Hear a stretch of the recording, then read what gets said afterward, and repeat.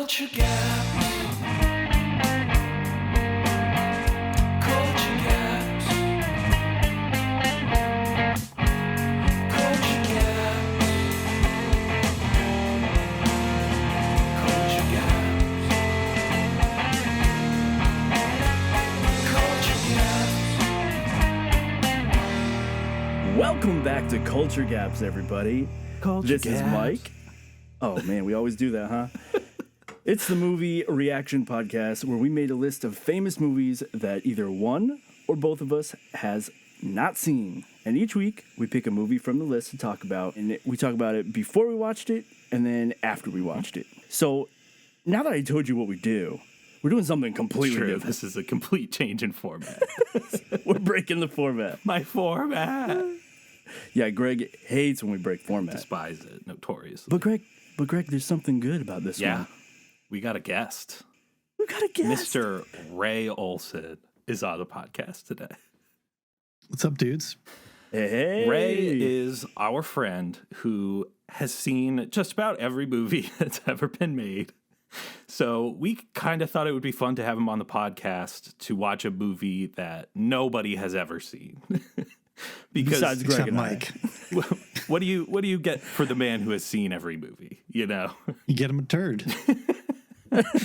exactly. That's what I always say. You know. So we're going to be talking with Ray today, and we thought it would be nice to just start off by talking with Ray a little bit about his history with movies. And by the way, we're going to be talking about him exclusively. He is on the podcast, but he will not Yeah. be speaking. Yeah, we're going to talk about him. I'm turning my mic off right now. So bring us back to the beginning. When did you first hear about movies? It's a good question. Probably last week, I think, and then I just started binge watching everything. Yeah. So you watched everything in the last Yep, week. and now I'm caught up. So this is perfect. Yeah, you just Wow. It was like a Clockwork Orange type situation with your eyes held Yes, open. You're correct. Yes. Wow. So why you like movies? Tell us. I guess I think I really respond to movies that are kind of visceral, probably first. And then as I got older, I started enjoying how movies are made and kind of the intellectual side of it. Yep. And I depending on my mood, I go back and forth between the two. It's I guess I'm a weirdo when it comes to movies. I think I actually know more about movies than I've watched movies because I'll just go down some Wikipedia hole or IMDb hole and read about movies. I've got books about movies. I went to film school, believe it or not. Although it was 3D animation for film, Yeah, but I believe it. yeah, I worked at Blockbuster. Like, Yep. I was like the wannabe Tarantino, I guess. Right. So Ray, Yes. a movie taste profile. Name 3 movies you like a real lot. No pressure. No pressure. No pressure, numbers. Just name 3 come to mind that you like. Oh man. When I actually saw the movie Seven in the theaters in 1995 when I was 16. Don't ask me how I managed that. I guess Yeah. my parents were on vacation. I guess You just bought a ticket for one movie and went and saw that one. I want to say I went with some friends. Maybe somebody had it, just gotten their driver's license and we went. But you want to talk about fucking visceral? That movie, Jesus. Yeah. But anyways, I really love Fincher's kind of sensibility. So if that movie's not as twisted as it is, I'll probably sit down and watch it. So that's one. I feel like that's a good example of sort of bridging the gap between the two things that you talked about, where it's like both very visceral and just sort of immediately grips you in this, very tangible way, but it's also extremely intellectual and you can break it down on a lot of levels, Fincher style and everything. Yep, I totally agree, and I guess I've been trying to chase that high ever since. Ever since I found out what was in the box, I've been chasing that high. What's in the box? Yeah, so that's one, I guess. What else? I mean, everyone I think loves this movie, like of my generation, I guess. But the movie Aliens. Oh yeah. As much as I like the movie Alien. I was worried you were going to say Top Gun. No. Which, by the way, I listened to that episode and was laughing my ass off. You guys taking a dump all over that. Oh yeah, lost friends on that episode. Yeah, right. What are your feelings on that movie, Ray? So yeah, I mean, I watched that. Probably not when it first came out, but a few years later. When I was a kid, and wow, planes go fast. That's probably my initial reaction. Yeah, I've watched it probably a couple times actually later, just to kind of like re-remember. And yeah, it's a pretty flawed film. There's no question. I did, when you guys are talking about the propaganda about it, I did know that, and it's just a big freaking car commercial basically. Right. Yeah, which is why they hired him based on a car commercial. A big airship commercial. Yeah, for dirigibles for some reason. Yeah, exactly. Oh man. Yeah. So Aliens is a way better movie.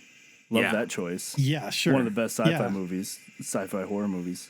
I love it. A more modern movie that I really love is the new Mad Max movie.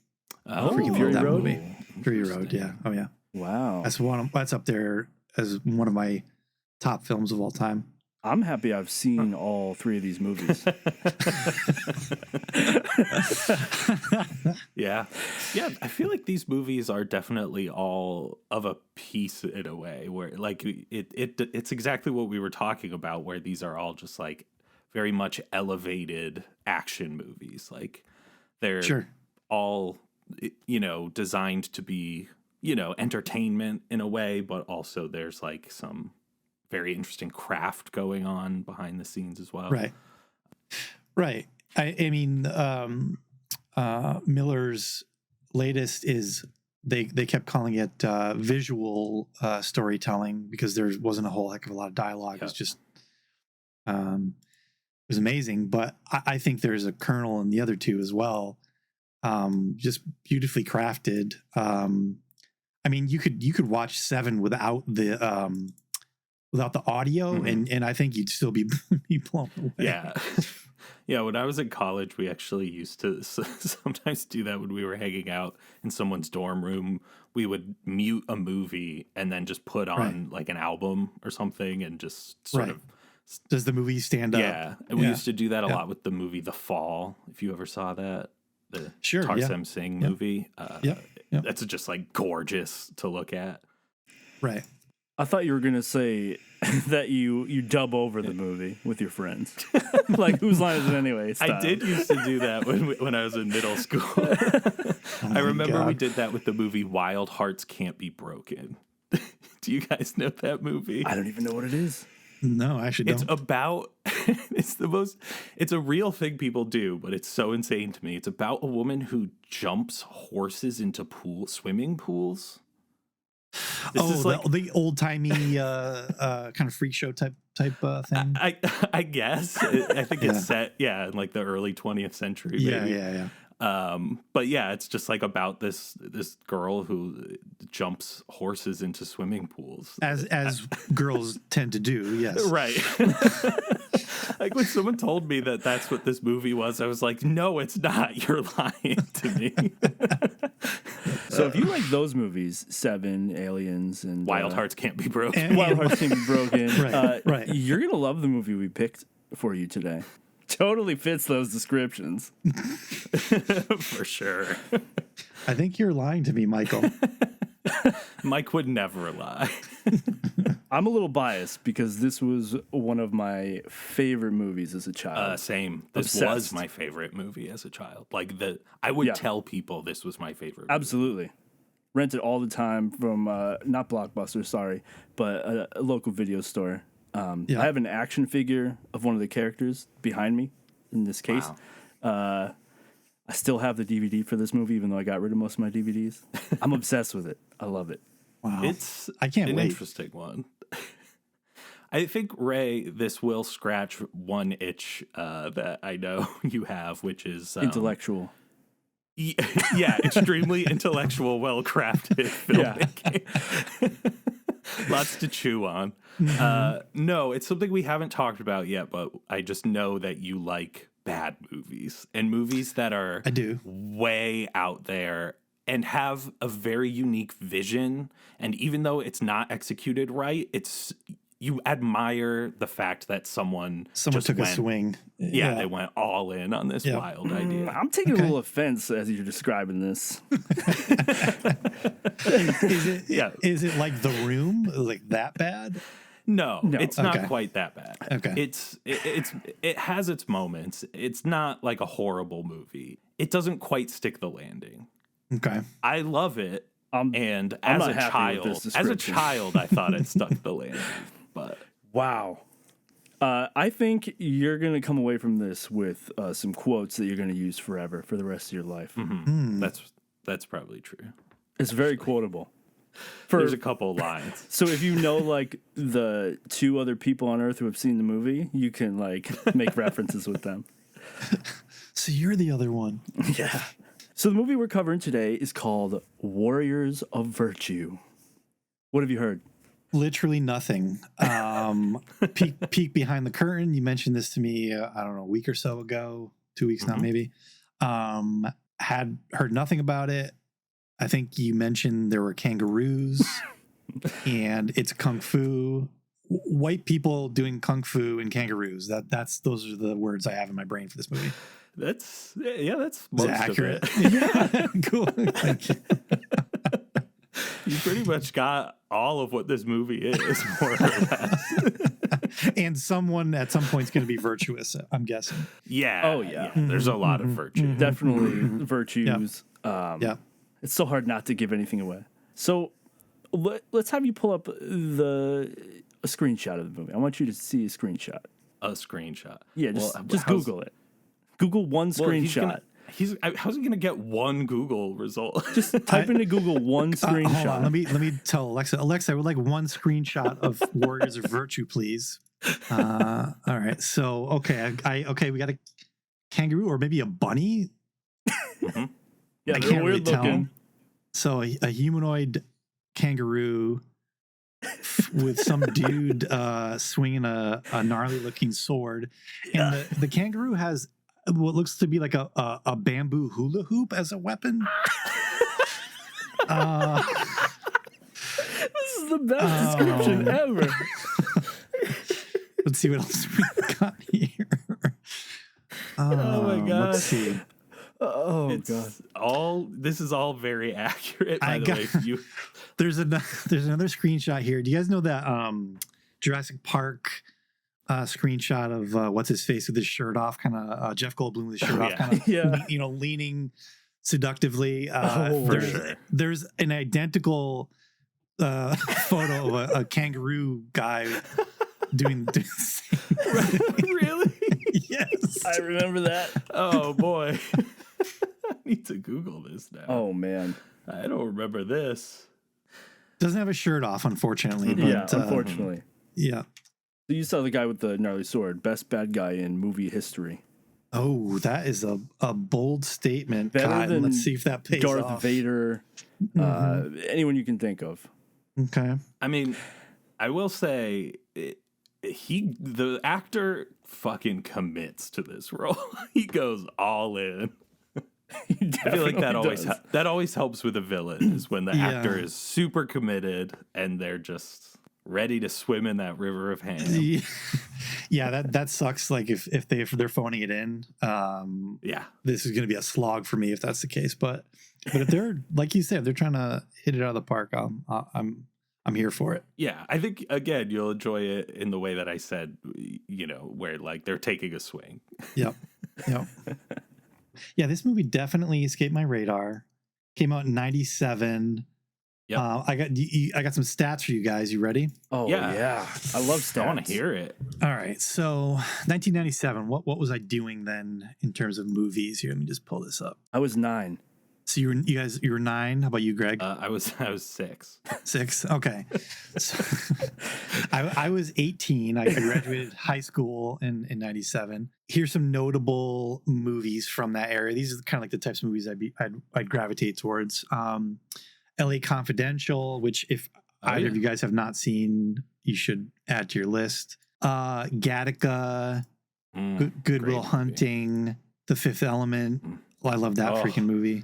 I have seen that movie maybe more times than any other movie. Yeah, you want to talk about a quotable movie? That one's super quotable. Yeah, for sure. Aziz Light. Yeah. Thank you, Aziz.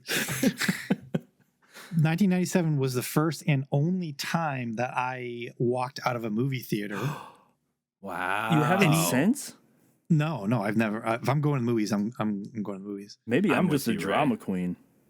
No, I've never walked out of a movie, I don't think. Okay, that's ridiculous. You guys don't just leave movies if they're bad? No. Wow. What if the movie gets crazy in the third act? You Sure. never know. You paid money. I'm here. Like, my ass is going to be in this seat until. Oh, I guess that's fair.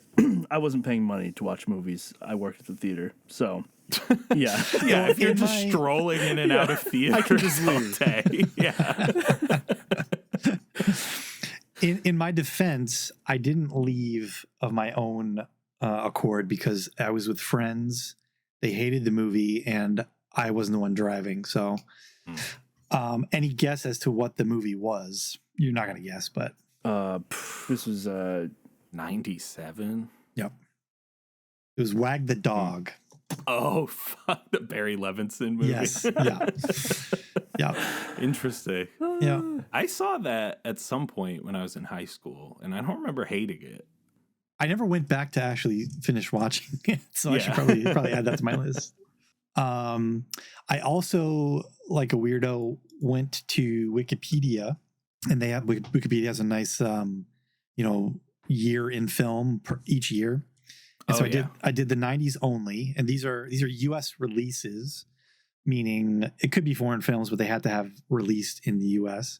Right. And so from 1990 to 99, there were 2,352 movies. I've seen 698 of them, which Wow. is about 30% of all US releases, which in my mind is not that much. I don't know what the average I was person... expecting it to be in the 90s. I'm kind of No. I'm disappointed with that number. I'm selective. I'm definitely selective. Funny enough, the top grossing movie, this is a fun fact for Gregg, he's only seen half of it. The first VHS tape of Titanic. Oh, right. That's accurate. Yeah, I watched the Titanic when it was released on video, was released on 2 VHS tapes, and I only saw the first tape. Did you know there were 2 VHS tapes? Yes, I did. Okay. Well, you know what happens, right? You just rented the one, and you're like, wow, that was kind of a weird movie. Just stops abruptly. Yeah, no. I knew there was another tape, but I was like, well, this is just like a romance. I don't need to see the second half. It's just going to be a happily ever after kind of scenario. Wow. Spot on. You nailed it. Yeah. That's what happens. All right. So you're going to add this to your numbers, right? Mm-hmm. Oh, this is going to be good. Bumping it up by 1. Yeah, this is going to be a great addition to your catalog of film scene. It's going to be a great notch on your belt. I hope all of our listeners, all 3 of them, are going to watch this movie too. Well, if the Jeff Goldblum kangaroo is any indicator of the quality of this movie, then my mind's going to be blown. That's fair. I think it is. You're going to love it. You're going to love it. All right. Should we watch it? Yeah, let's go watch it right now. Let's do this, boys. We'll be back in 5 seconds. Culture Gaps. Welcome back, everybody. We just watched Warriors of Virtue. We just watched it. We did, and you have the 3 biggest Warriors of Virtue fans right here on this podcast now. Truth. True. Yeah, I would die for this movie. Same. I'm very passionate about this movie. Yeah. One of the best movies ever made. I don't know if I can keep this Yeah? going. I don't. Yeah. I don't All right. think that's true. This movie is kind of terrible. What? Also truth. What are you Yeah. talking about? It's you could tell they tried. They were going for it. They were going for something, but And it they lands. accomplished it, is what you're saying. Can I read a review that I found that was hilarious, and also what this film critic said or did, actually? Oh, Maybe God. we can go backwards from here. Perfect. So this is a random review I found. It sucked then, still sucks now. I first saw this movie many years ago, it thoroughly bored me. As starting about 25 minutes into it, I could predict what would happen at almost every turn. Mm-hmm. Well, I read a few of the favorable reviews of this movie here at IMDb and decided to give it another chance. Would it be better second time around? Nope. Stopped watching about 40 minutes into it and tuned in to Pokemon instead. I thought that last line was super random, but I figured you'd get a kick out of that, Mike. Wow. However, film critic Cale Klein of the Carlsbad Current Argus was so physically distressed by the film that he actually vomited during the initial screenings. Yes. Probably because it was so good. Citation needed, probably, but yeah. I mean, I could see it happening with all the under cranking and the low frame rate at the end of this movie. I have a note on that. Under cranked to oblivion. It is wild. Like the end of this movie is like it's like 2 frames per second. It's insane. I actually thought at one point I got a bad copy. I'm like, oh shit, I this copy of the movie is bad. No, that's actually how they filmed it. Yeah. Super weird choice. Seems like they intended to speed it up in post and make it look faster. I guess that's like a pretty common Hong Kong kung fu technique is you under crank and then you can speed up the footage later and make it look like it's moving a lot faster and your frame rate will match once you speed it up. But apparently they just never sped it up in this movie. Well, it hits so hard that it makes people vomit, so. I thought they did it so that they could mask Komodo's, for people being able to identify Komodo's face. You know, he's got the long hair, and every time he's fighting, it's always covering his entire face. Right. And they're also, okay, we're just going to leave it under cranked, and, you know, you can get the gist of what's going on, but you can never identify who's doing what. That's what I thought, but you could be right. To hide the stunned people. Right. Yeah. So I'm getting mixed signals here. I thought we all loved this movie. And you're coming in starting with this. Ooh. It's really putting me off here. Yeah, See, my first notes of this movie were, as this movie opened with Master Chung doing a voiceover, I felt a blast of nostalgia. It was as iconic to me as Lord of the Rings opening is to people. And I realized that there's only 2 other people on the planet that probably feel like this. And that's why they're my best friends. That's my take on this movie. Wow. So you're saying overall impressions of this movie? Great? Awfully good? Probably not great. Probably not great. I think the best word I could sum up is serviceable. Serviceable. Mm-hmm. Yeah. The music, serviceable. Like for kids, like it's a little adventure movie. It's serviceable. If you don't look too closely, it's just like, yep, that's a movie that some time passed, and I have finished watching it. It's serviceable. So I think that's the best I can give it. All right, let me put you in a fictional situation here. Imagine you are 9 years old. And that is when you saw this movie for the first time. Yeah. Wait, well, what's he doing though? Is he like at the breakfast table eating some Fruit Loops in his footy pajamas? Like what's happening? Yeah, he's eating some breakfast. Just got toast delivered through the window by his dog. Reading comic books on the toilet. Yeah. He's sitting on the toilet reading comic books. Yeah. That's my first note. Literally, I'm like, oh, cool. There's an overhead shot of a kid taking a dump. We're reading a comic. Every movie starts like that is gold. Yeah, it's pretty standard. Yeah. It's like this and a Serbian film.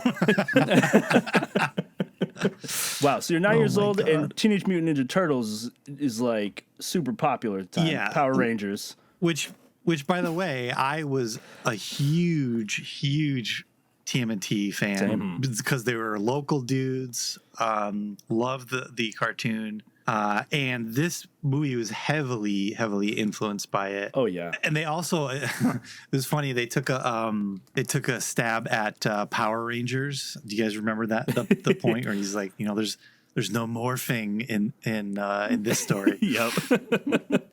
Yeah, Power Rangers was my favorite TV show at the time of watching this. Yep.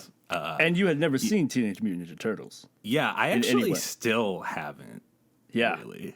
I've never really seen anything relating to the Teenage Mutant Ninja Turtles ever. Wow. I know they live in a sewer. And there's a rat, and they eat like drippy pizza. The pizza is always really drippy. The cheese, Oh my god, drippy. this is an entire episode to unpack that. How do you like your pizza? Drippy. Well, I mean, you just saw the Teenage Mutant Ninja Turtles by watching this movie, so you've got Interesting. anthropomorphic martial arts characters. You've got a master who teaches them. It doesn't happen to be a rat. But are there elements, though? Because that's what I loved about this movie as a kid, was that they all had elements associated with them. So this movie, to me, was a mix of TMNT, Power Rangers, Yep. and Captain Planet. Oh, yeah. I mean, yeah, the end of the movie, they're just missing the dude to say heart, and Yeah. Yeah, they put the medallions together Right. to this, like, Right. Voltron. basically, yeah, right, thing. yeah. Yeah, this is my point. As a 9-year-old watching this movie, like it hit every box. Like Yeah. And it's all those things combined.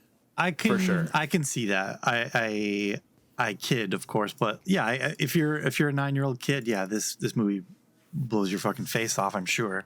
Absolutely.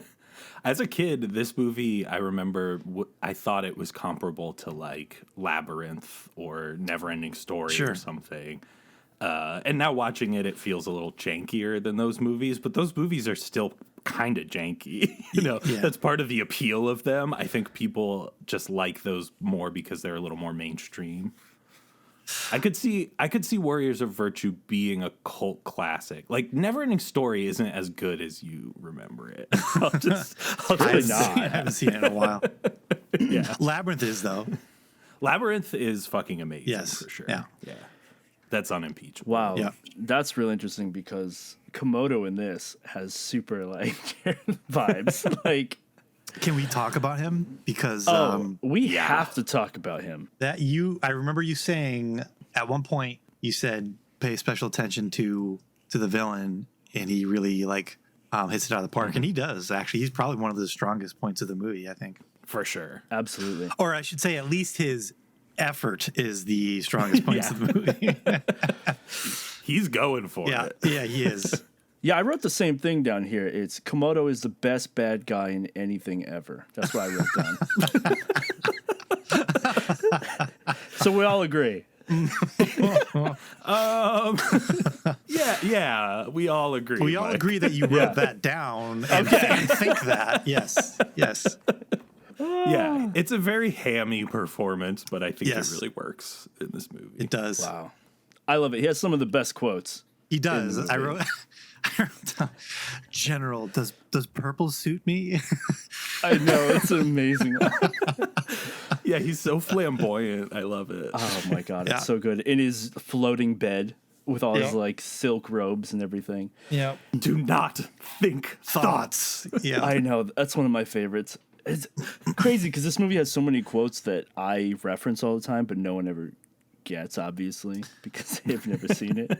I'm gonna guess you say a lot. Let's see here. Oh my God. Is it a Komodo line or is it a Chucky line? That's important. I have 3 of Chucky's lines here, Oh my God. and, Say I guarantee you say all 3 of them constantly. Yep. We Yep. make like Tom and Cruise, the classic. Yep. which is said twice in the movie. It is. It was a joke so good they had to put it in twice. They're gonna make hot dogs out of our wieners with meatballs Yep. on the side. Yep. And I love how he waggles the flashlight by his crotch. Oh, actually, I lied. I only had those 2.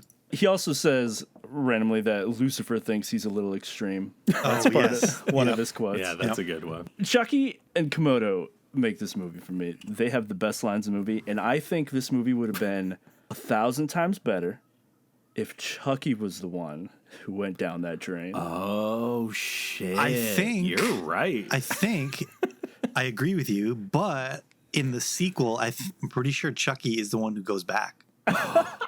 Wow. I never saw the sequel. It's not worth watching because there are no ruse. Yeah. What? Isn't There- that the whole point of this movie? Yeah, there are no ruse. Don't watch the sequel. I don't even want to talk about the sequel. I'm so upset by that movie. I went down a bit of rabbit hole, and we have wound up in sequel land. Oh god, the guy who played the villain in that wound up dying on set. Yeah, that's like. Can you imagine dying on that movie? That's like dying on that Top was Gun. my exact. Yeah. That was my exact thought. Not Top Gun, but yeah.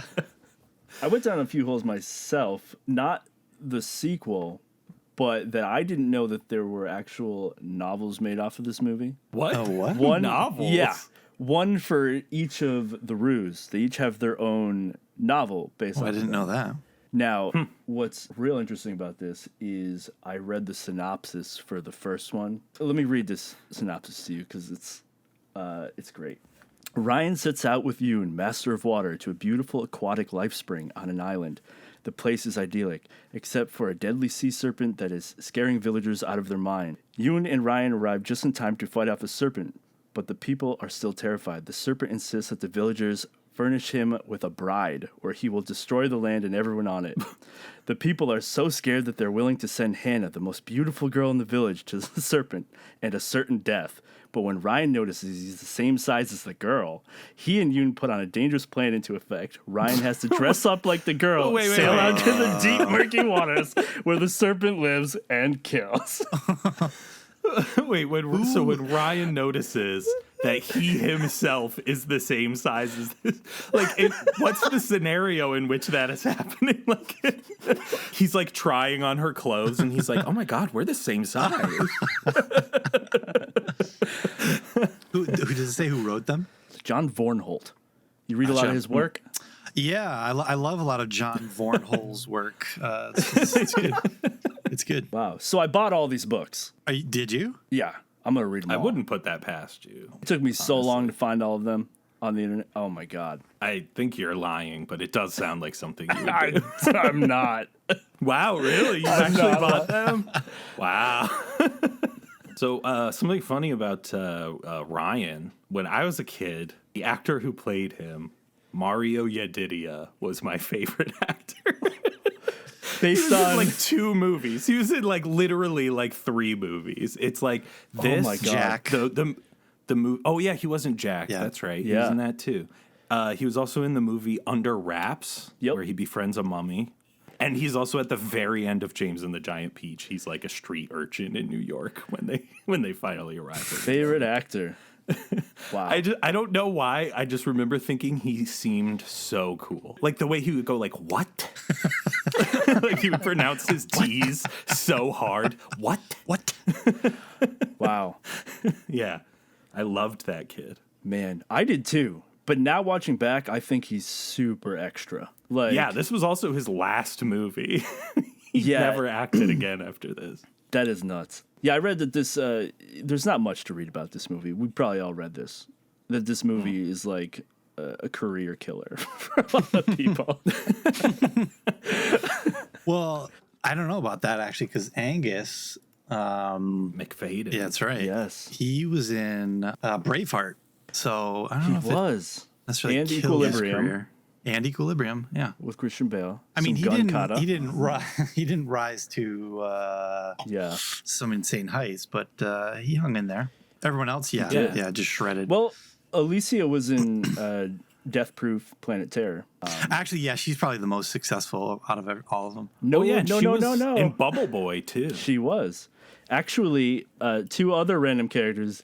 Yi, This who was played by Oh. Doug Jones, Actually, yeah, you're right. I totally forgot about that. I did is see in that. everything. He's actually probably Yeah. the most successful out of everyone there, for sure. Absolutely. For sure. Or at least most prolific. Yeah, for anyone who doesn't know, Doug Jones is like always doing like monsters and wearing prosthetics and costumes. He does a lot of Guillermo del Toro movies and stuff. Yep. Pan's Labyrinth, he was in Shape of Water, Hellboy, What We Do in the Shadows, Star Trek Discovery.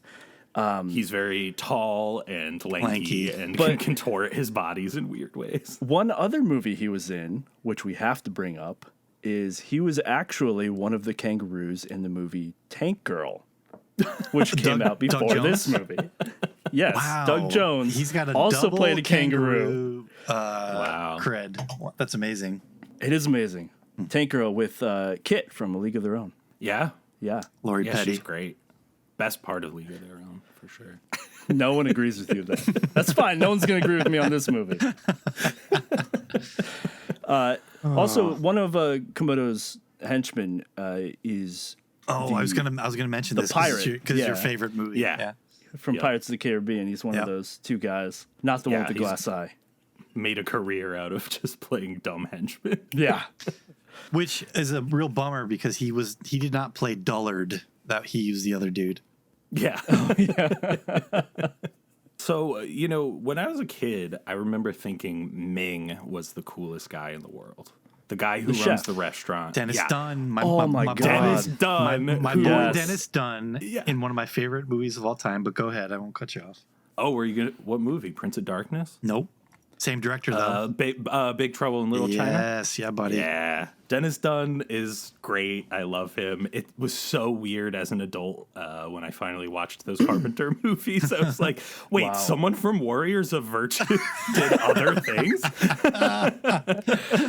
Oh, my God. I was so bummed he wasn't in it more. I was really hoping for it. Yeah, for sure. I remember thinking him cooking in this movie, I thought was like the coolest thing in the world when I was a child. I had hopes for this movie when I was watching him cook, and it was very Hong Kong type scene, and it was like, oh shit, okay, it's gonna be like a John Woo movie basically, and actually I was two things. I got really hungry watching that scene because they did such a phenomenal job of showing them cooking. Do you guys remember when he's like, "Hey Ryan, on your right," and he flicks it? Well, pro tip, Dennis Dunn, that's Ryan's left. So if Ryan went to his right, he would look at the wall.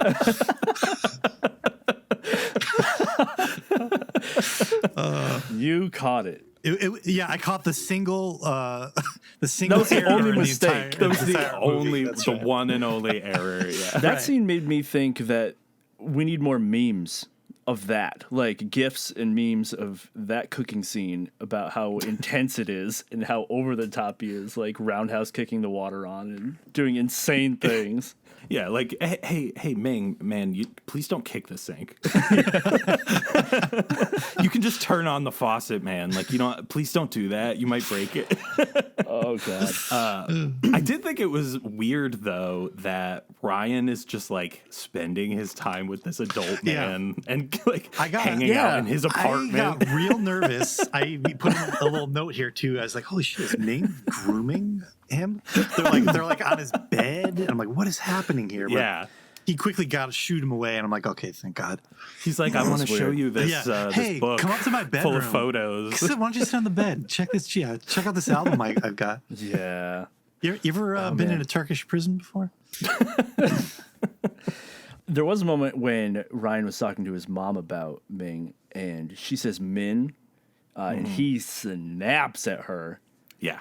And I wrote down Min in my notes, and I felt real bad. Wow. You're a horrible person. So then, they go to the water treatment facility or whatever. Whatever that is. It looks abandoned, but is still also functional. I remember when I was a kid asking my mom what a wussy was. Because Brad keeps calling everyone wussies. And I remember she was like, wussy with a W?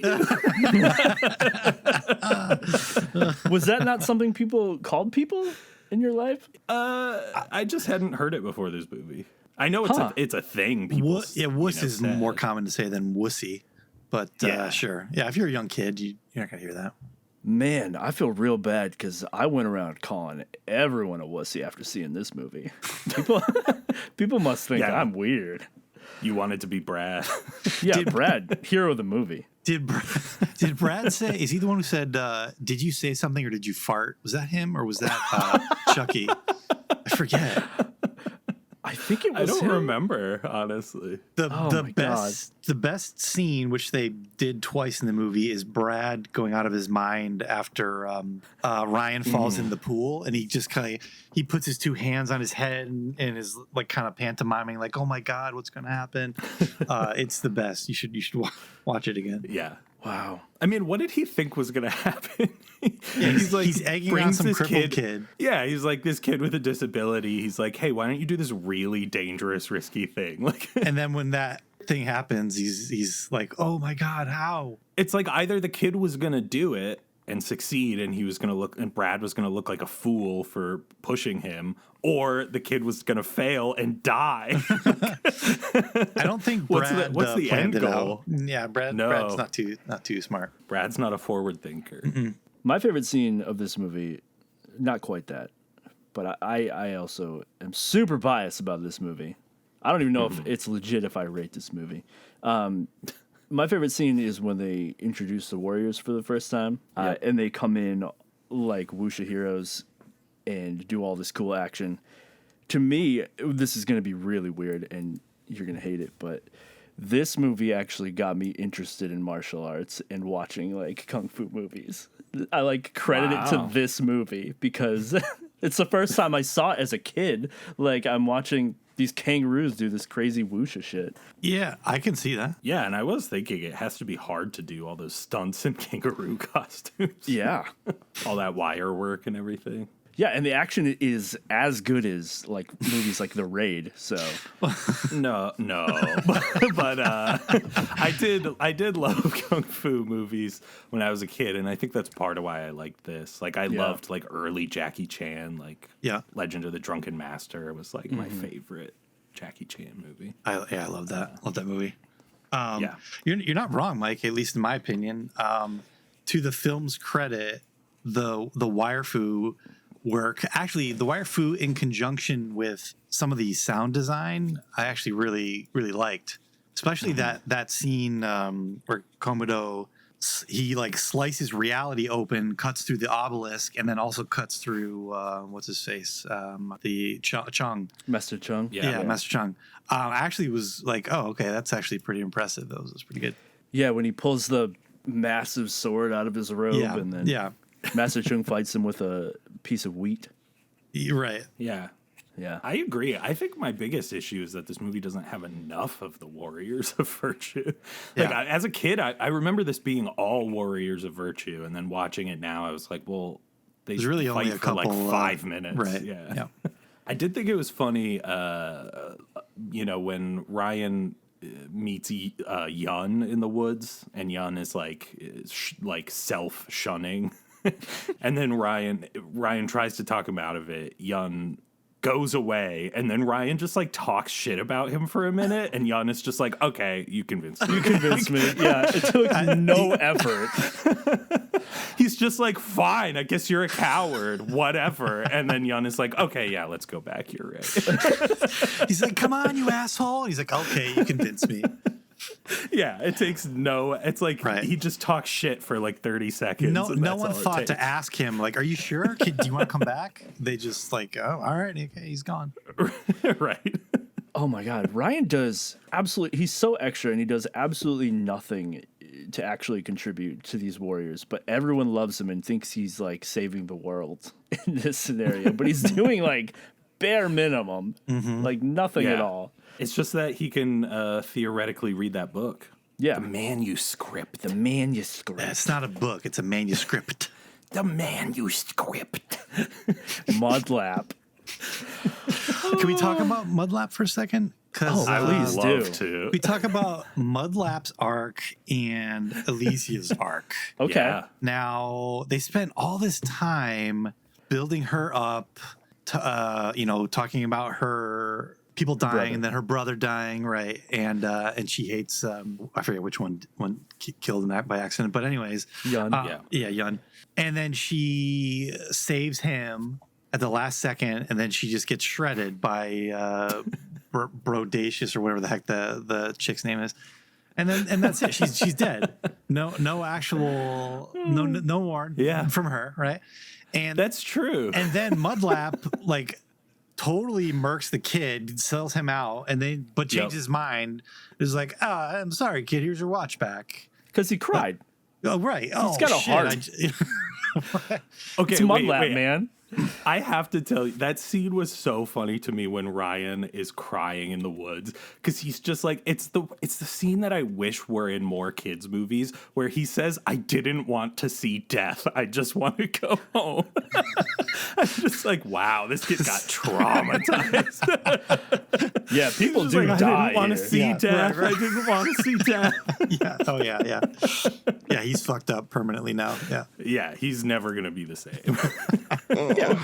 Oh, my God. Mudlap's like, okay, here, kid, here's your watch. He feels so awful. Yeah, right. He's like, holy shit. Okay, here's your watch. A little reward for my efforts. You know, one thing I didn't remember happening in this movie is the scene where Ryan is supposed to read the book to Komodo. Oh my God. And he says his iconic line. Shit happens. Shit happens. I totally forgot about that. Did you really? Yeah. Wow. I was like, wow, this movie's PG. That wouldn't fly now. I think you get one shit in PG. I think you're allowed to shit. But they say it 4 times in this movie. Well, that's they weird because he repeat took one at the beginning of the movie. We already covered this. That's true. Well, he wasn't saying it, Michael. That doesn't count. Oh, Yeah, you can watch kids take shits in PG movies. Right. You just can't hear them say the word shit. You can watch him take a dump. You can see him get groomed by a pedophile. But don't you dare exactly say the word shit. How'd you feel about Willie Beast and Mosley? If those are the rhino and the like wildebeest character.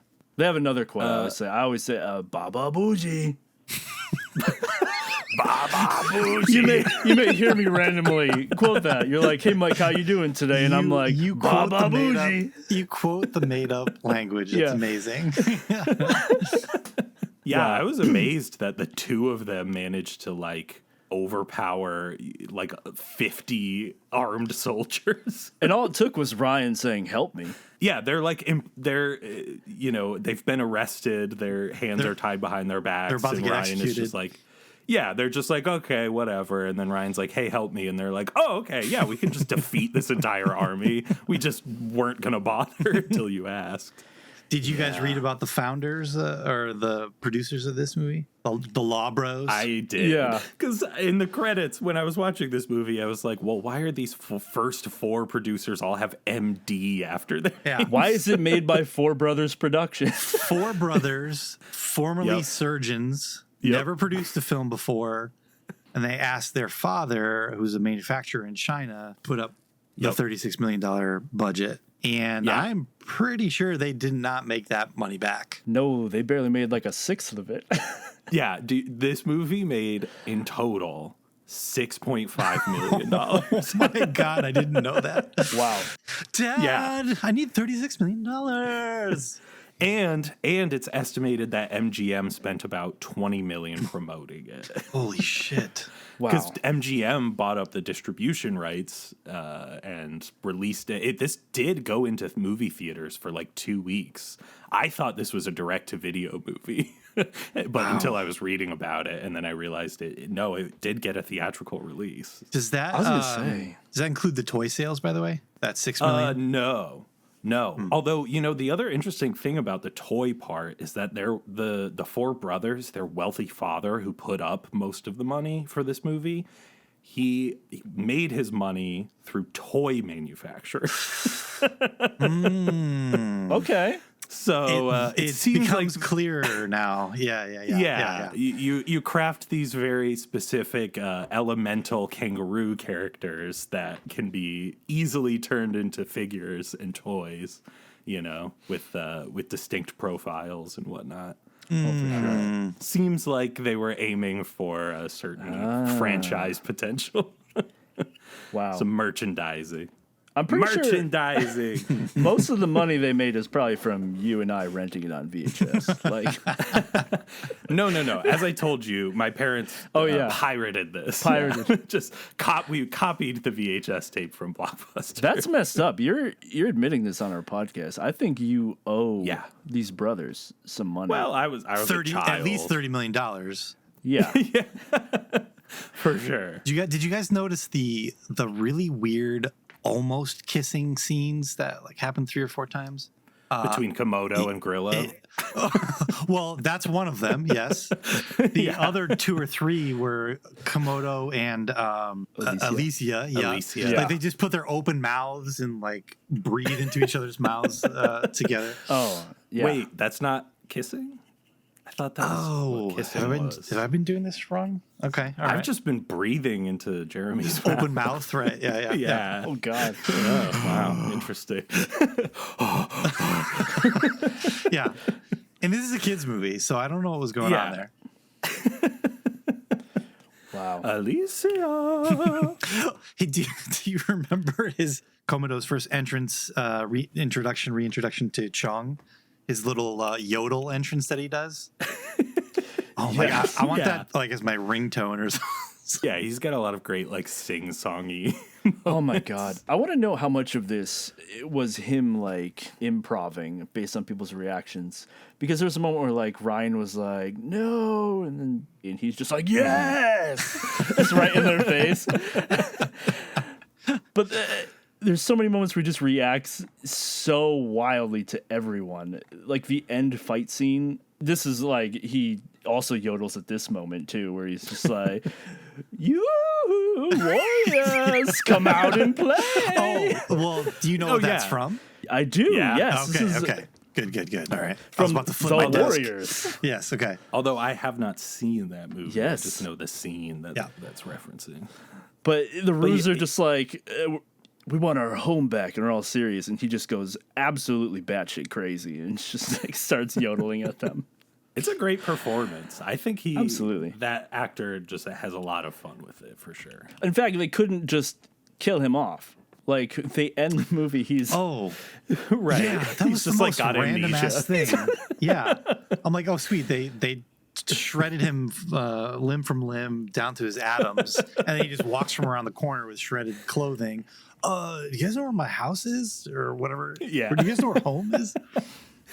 Yeah, when the Warriors of Virtue put all their medallions together, their powers combined creates amnesia, I guess is the extent of it. Yeah. wow. The most highly quotable quote from the movie. I was hoping they would do this, and they did. Patience is not my virtue. Yes. Yeah, baby. That's another one. That's like my favorite line. From this Oh, whole it's so movie. good. Patience is not my virtue. Right. Yeah. Yep. Or is that? Yeah, that's the green one who's all grumpy. Yeah, lie. Mm-hmm. Oh, I know all these guys. Okay, Mike. Which warrior of virtue are you? Which one am I, or which one do I love the most? Which one would you be? God damn it, I'm lie. Yeah, Yeah, that seems right. yeah. Ray, what about you? Which warrior are you? Maybe Metal Dude. Oh, Metal Yeet. Dude. Yeah. Yeah, I was thinking about the fire guy almost for you, Ray. Where the way he was explained is that he can be playful, but he's also very wise. Which I love that dichotomy. That's who he is. He's playful but wise. He's slow, but he has his moments. He's like, I mean, Greg, I'm hearing you. I'm picking up what you're putting down. Yeah. I think I am Yun.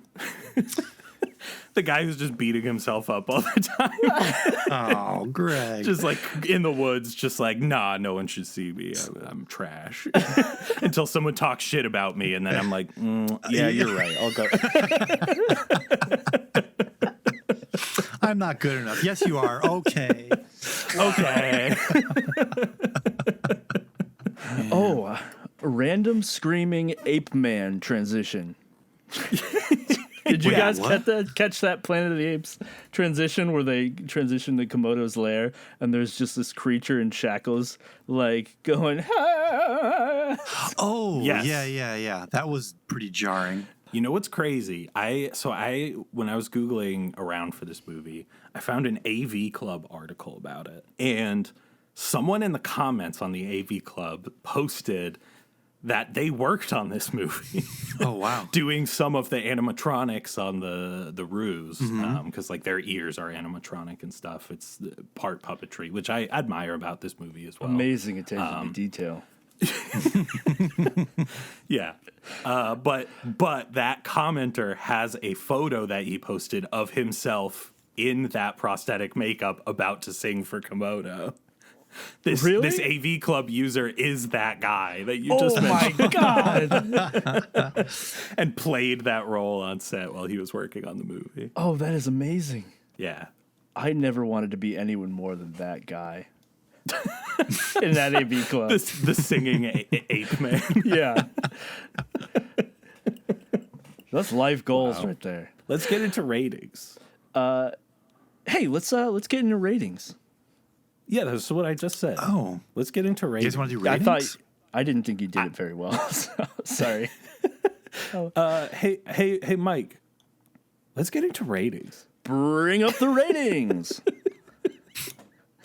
Let's start with I'll go first. Okay.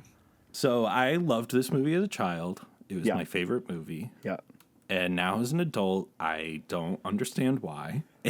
It was fun to watch for nostalgic reasons, but I'll be honest, I'm just not sure this movie is really that notable in general. Like it's got some big swings in it. Komodo's great. I like the idea of Kung-Fu Kangaroos, but it just didn't feel like it was that interesting overall. I gave this a 3 out of 10. That's horseshit. You're fired from this podcast. There's no way I'm ending on Ray's rating either. So let's hear Ray's. Yeah, we're gonna hear Ray next, and then Mike, you'll wrap it up. So Ray, Yes. Hi. what would you rate this movie? I also gave this a 3 out of 10. Well, it's good having you on the podcast. First and last time. First and only time. First time caller, last time caller. That was Ray, everybody. Yeah, 3 out of 10. I kind of agree with what Gregg was saying. Really big swings. The Komodo performance, the wushu wire work are all strengths. And even actually, I think some of the set design was actually pretty cool. Komodo's lair was like they put some effort into that for sure. But Agreed. But the moment you start kind of going out from there, everything just kind of falls off a cliff a little bit. All right, Mike. So after hearing Ray and me rate this movie, Well, given what we what's your said rating? about the plot holes in this movie and the action and whatnot, the frame rate making people vomit, things being kind of strung together, falling apart at times, yeah, I'm going to give this movie a 10 out of 10. Boom! Okay, well, 10 out of 10.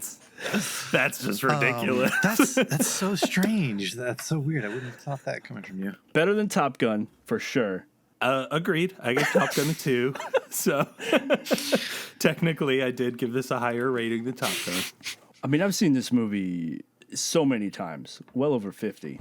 That seems like a lot for a movie. Holy shit. Tons. I'm curious about that. Why? So what's the context in which you watch this? Like alone? Just like you're like, oh, I kind of want to remember my childhood. You're reading a comic. You're taking a dump on the toilet. Yeah. And you're like, you know what? Yeah. I want to watch Warriors of Virtue. Your footy pajamas, eating Fruit Right. Loops. I think it's actually in this context. I'm always telling people to watch it, and I watch it with them. I have people over. Really? I watch Warriors of Virtue. You make people watch this. Wow. So it's like Yeah. a blood in, blood out type of friendship ritual. Yeah. Yeah. You For got to sure. get jumped into being Yeah, friends it's an with Mike. initiation. That's right. Got to jump in the sewer. All right, guys. Oh, man. I get it. You don't like this movie. Well, what are we watching next time then? So next time, I would like to continue our series on Indiana Jones and move on to the next film in the series called... Jesus Christ. It's not called Jesus Christ. Oh, my God. It's called Indiana Jones and the Temple of Doom. I imagine it's exactly like Crystal Skull and Raiders of the Lost Ark, which are the same.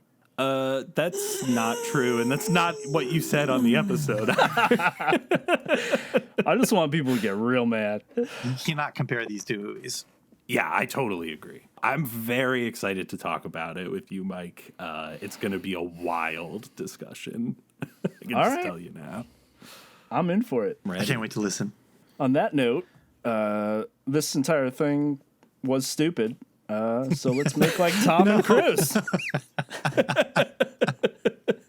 Culture Gap.